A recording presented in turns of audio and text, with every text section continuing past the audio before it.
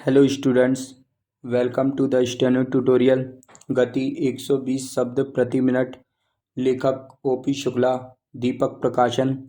Video को like और channel को सब्सक्राइब जरूर करें और बेल आइकन को दबाना ना भूलें, जिससे आगे आने वाली वीडियो का नोटिफिकेशन आपको जल्दी मिले।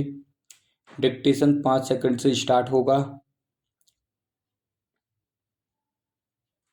Yes, start. अध्यक्ष जी, मैं इस बिल का विरोधी नहीं हूं, बल्कि अपने कुछ संशोधनों के साथ समर्थन करना चाहता हूं। अभी मंत्री महोदय ने जो प्रतिवेदन सदन के सामने पेश किया, उसमें बताया गया है कि राष्ट्रीयकरण के बाद कारखानों ने कितनी उन्नति की है।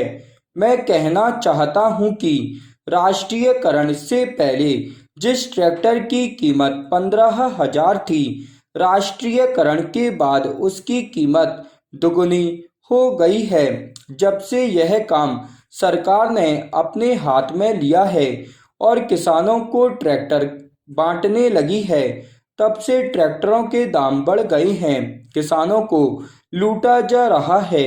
यह सब राष्ट्रीयकरण का परिणाम हुआ है। यही कारण है कि सरकार को इसमें इतना मुनाफा मालूम पड़ रहा है। ये मनमानी कीमत किसानों से वसूल कर रहे हैं। उसके बाद ये प्रसन्नता प्रकट करते हैं कि राष्ट्रीयकरण के बाद इतना अधिक अच्छा इंतजाम हुआ। जितने दाम बढ़े हैं, उस हिसाब से तो इन कारखानों को करोड़ों रुपए का लाभ होना चाहिए था। अध्यक्ष महोदय, मैं राष्ट्रीयकरण का विरोधी नहीं हूं। मंत्री बनने से पहले वे हम लोगों के बीच भाषण देना शुरू करते थे, तो यदि 1 घंटा भाषण देते थे तो आधा घंटा तालियां बजती रहती थीं।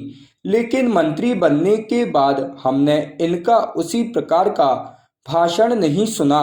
आजकल तो जो सरकारी अधिकारी उनसे कहते हैं, उसे वे आसानी से समझ लेते हैं और अपनी बातें भूल जाते हैं। इसलिए इस बिल में मैंने संशोधन किया है। उसके द्वारा मैं चाहता हूं कि यह जो इतनी बड़ी लूट राष्ट्रीयकरण के बाद किसानों की हो रही है, वह समाप्त हो। यह बिल 50 पृष्ठों का है, लेकिन किसानों को छोटे ट्रैक्टर मिलेंगे या बड़े, या किस प्रकार के, इसका कोई जिक्र नहीं है। सारे देश में कानून के द्वारा किसानों के पास छोटी छोटी जमीनें होती हैं, लेकिन ट्रैक्टर का कारखाना अभी तक बड़े ट्रैक्टर ही बना रहा है। ट्रैक्टरों के दाम भी बहुत बढ़ गए हैं। यदि किसानों को ट्रैक्टर खरीदने के लिए सरकारी कर्ज ना मिले, तो कोई किसान इतना महंगा ट्रैक्टर नहीं खरीद सकता। अभी तो ट्रैक्टर खरीदने के 1-2 साल बाद ही किसानों की जमीन बिक जाती है, क्योंकि उन्हें सरकारी कर्ज वापस करना होता है। यद्यपि मैं इस बिल का समर्थन करता हूं, लेकिन मंत्री महोदय से यह कहना चाहता हूं कि इस पर जनता की राय ली जाए। इसके साथ ही ऐसा बिल भी लाया जाए जिसमें यह विवरण हो कि ट्रैक्टर महंगा होगा या सस्ता होगा, कितनी हॉर्स पावर का उसमें इंजन होगा। इस बिल में यह भी प्रावधान होना चाहिए कि राष्ट्रीयकरण के बाद जो भ्रष्टाचार या लापरवाही बढ़ गई है, उसको कैसे मिटाया जाएगा।